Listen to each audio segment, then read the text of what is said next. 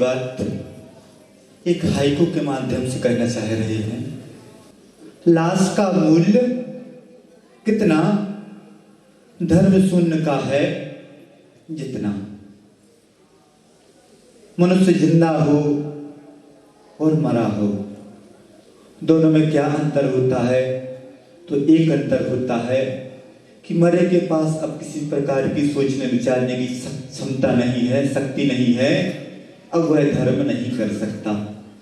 और जिंदा व्यक्ति सोचने विचारने की क्षमता है, धर्म कर सकता है। और जो व्यक्ति जिंदा रहते हुए धर्म ना करे तो उसमें और मरे में क्या अंतर है? अब प्रश्न आता है कि जिंदा होने के बाद भी, धर्म करने के बाद भी उस धर्म का फल नहीं मिल रहा है, तो क्यों नहीं मिल रहा है? धर्म, सबसे बड़ा धर्म क्या चीज है? कोई व्यक्ति करुणा भाव को धर्म कहता है, अहिंसा धर्म को भी धर्म कहा जाता है। अलग अलग व्यवस्थाओं में अलग अलग धर्म हो सकता है, उसका उद्देश्य एक ही होता है, आत्म उन्नति। तो सबसे बड़ा धर्म है, सिद्धों की आराधना कर रहे हैं और सभी व्यक्ति सिद्ध बनने की भावना से सिद्धों की आराधना कर रहे हैं। यदि हम वही सिद्धों की आराधना कुछ लौकिक वस्तुओं को प्राप्त करने के उद्देश्य से करने लग जाए तो क्या वहां पर धर्म रहेगा? वहां पर धर्म नहीं रहेगा। क्यों? क्योंकि आपका उद्देश्य बदल गया। जिसका उद्देश्य बदल जाता है उसकी कार्य करने की शैली भी बदल जाती है, सब वस्तुओं में परिवर्तन आ जाता है।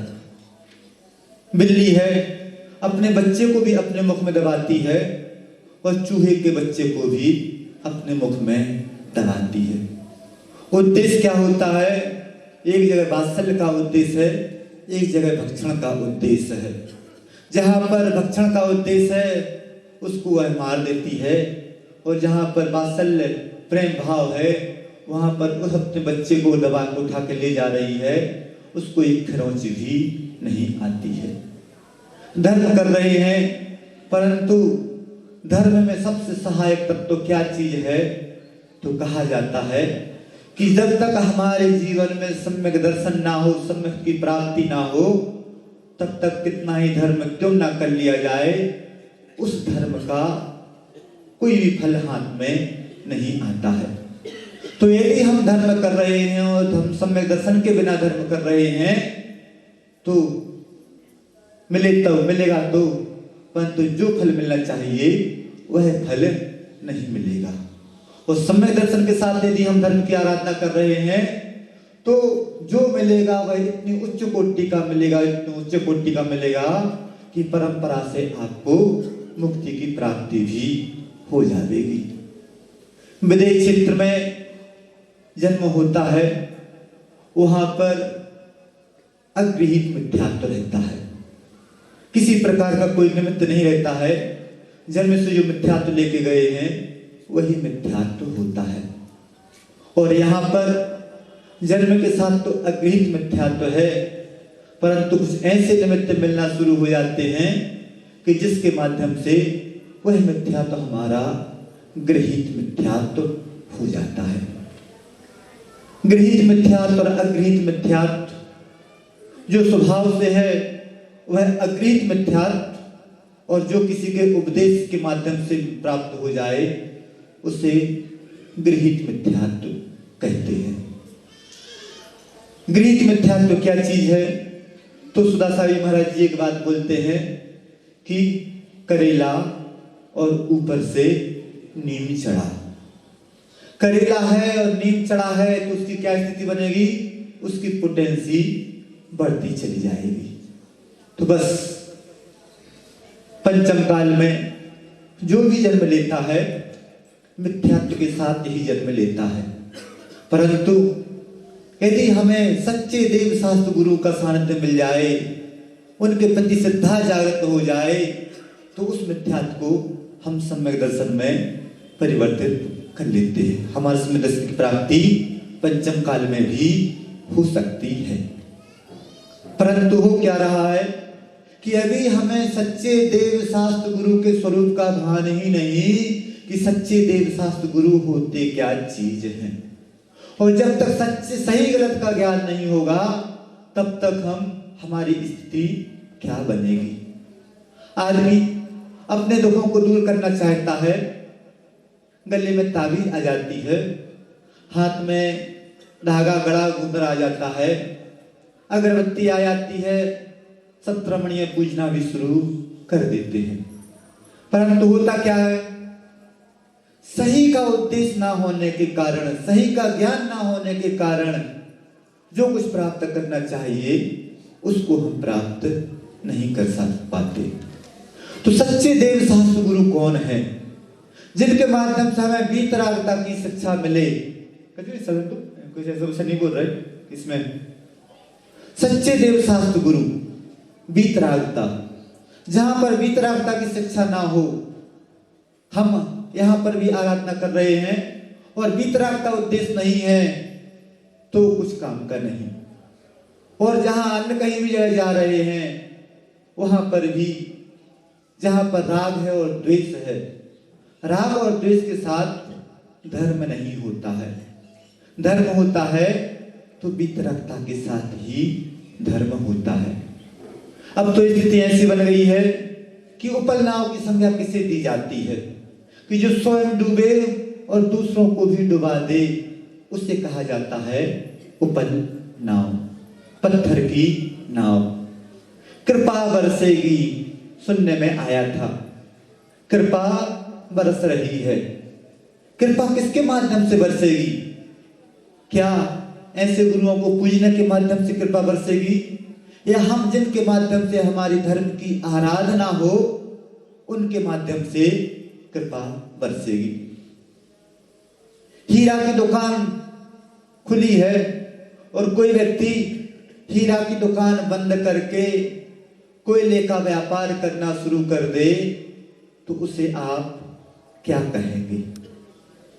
कहा तो ये जाएगा वह व्यक्ति, उसकी अकल पर पत्थर पड़ा है जो व्यक्ति हीरे की दुकान बंद करके कोयले का व्यापार चालू कर दिया है। बहुत कुछ ऐसा हमारे साथ तुम्हारे साथ भी हो रहा है कि उद्देश्य और ज्ञान ना होने के कारण हमने अपनी हीरे की दुकान बंद कर दी और कोयले का व्यापार चालू कर दिया।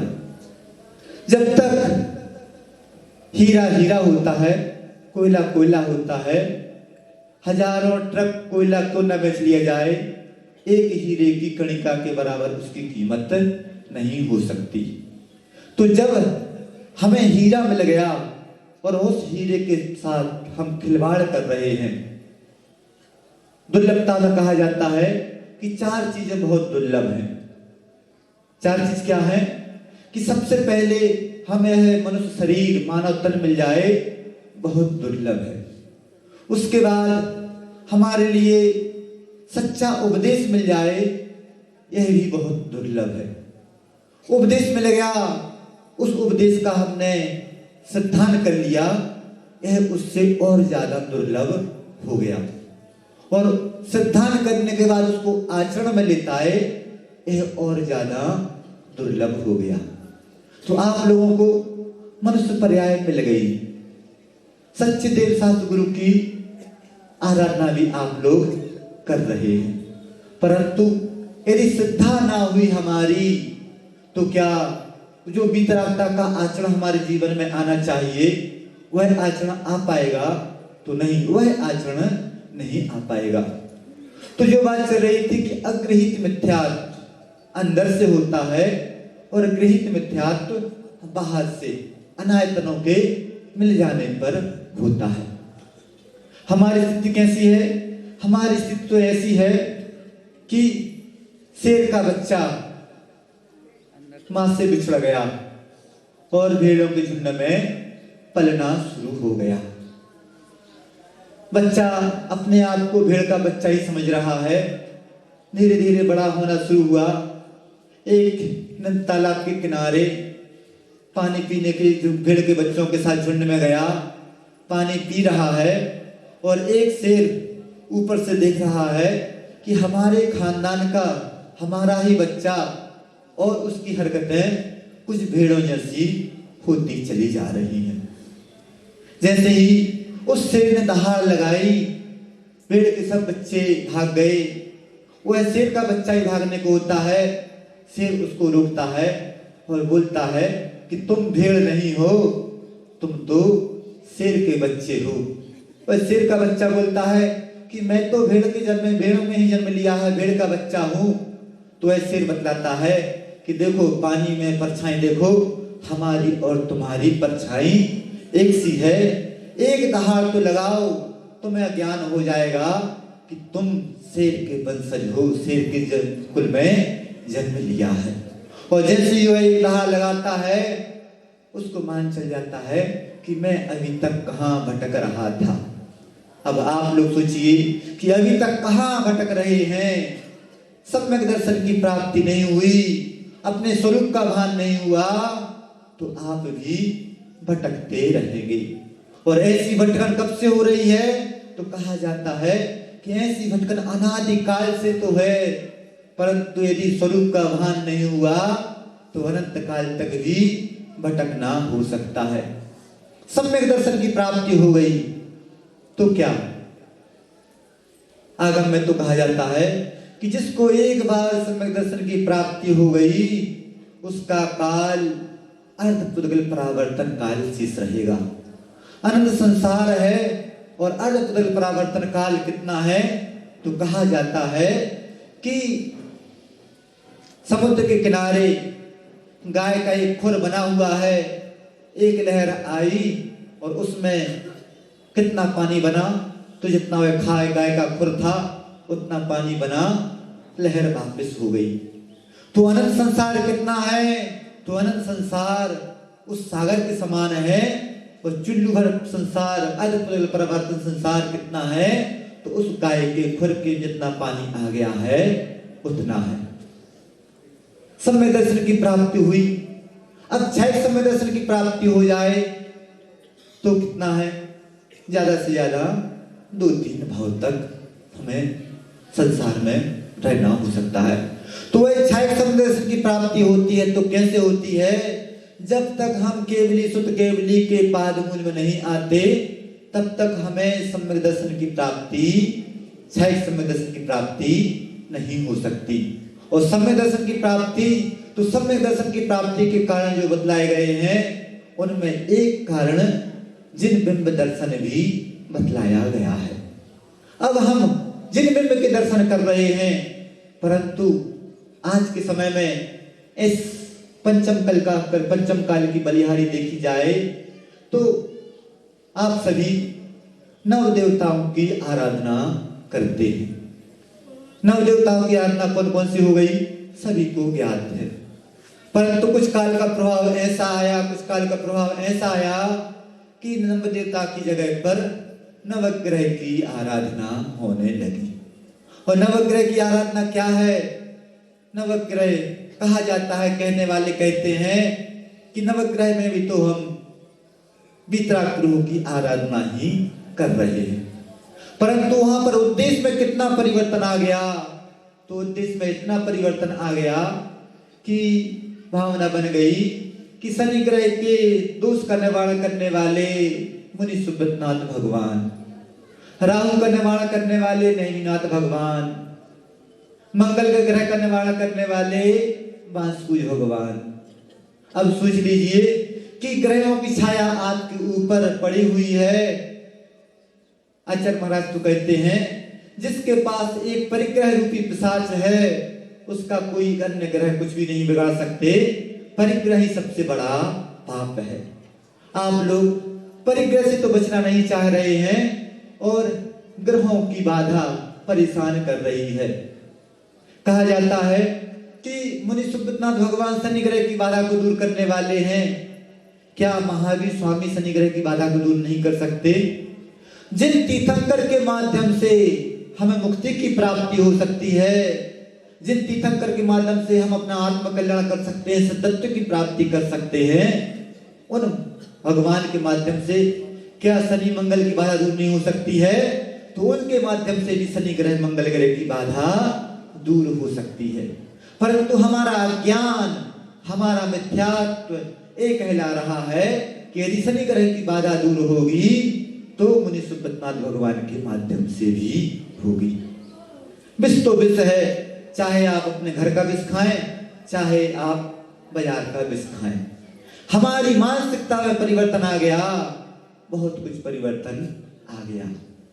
मनुष्य में और पशु में एकमात्र अंतर है तो विचार करने की क्षमता का अंतर है।